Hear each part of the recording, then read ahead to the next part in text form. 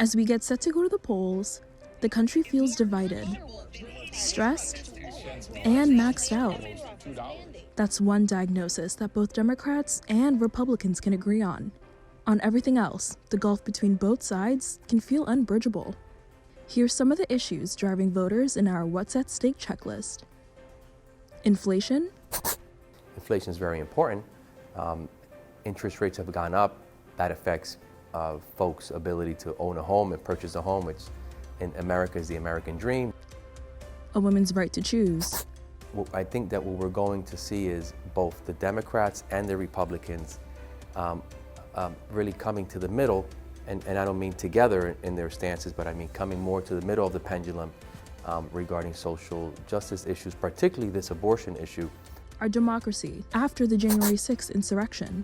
The violence that we're seeing is a direct response, not to Trump, but the way that Trump and Trumpism are being dealt with in our political campaigns and the amount of propaganda we see about them.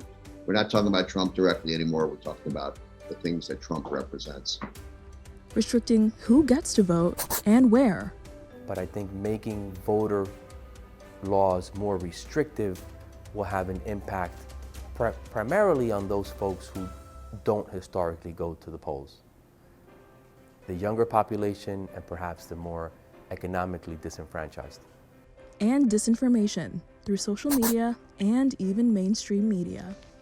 So while the internet has always been full of misinformation, now that it's become the primary source of news, particularly for younger people who are getting their news, not just from any social media app or articles, but even from something like TikTok videos, that has certainly made the problem more prominent.